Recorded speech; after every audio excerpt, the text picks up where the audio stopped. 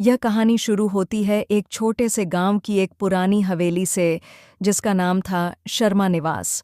लेकिन लोग उसे बस एक नाम से जानते थे, घंटी वाली हवेली।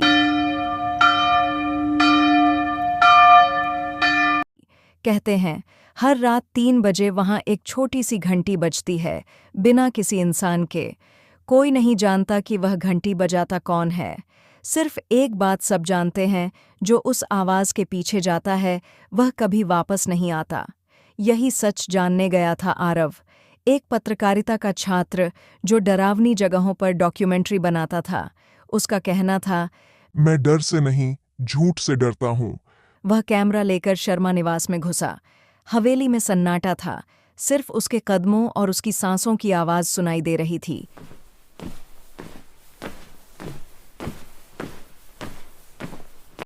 दीवार पर पुरानी तस्वीरें थीं। एक तस्वीर में थी एक छोटी सी लड़की, हाथ में एक घंटी, और नीचे लिखा था, मीरा, 8 साल की, गुमशुदा, 2005। अचानक घंटी की आवाज आई। आरव पलटा, कोई नहीं था। कैमरा रिकॉर्ड कर रहा था, लेकिन स्क्रीन में अंधेरा था और सिर्फ घंटी की आवाज सुनाई दे रही थी।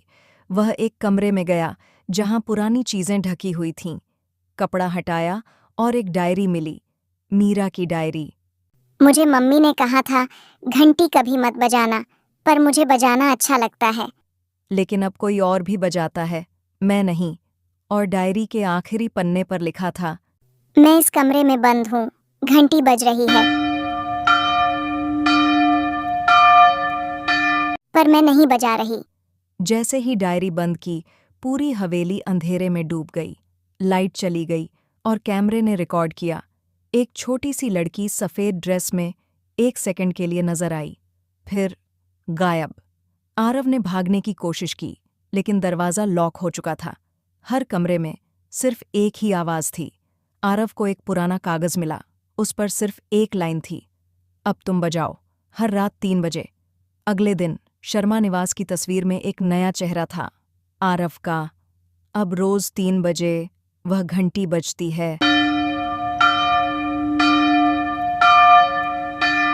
और लोग कहते हैं मीरा अब अकेली नहीं है।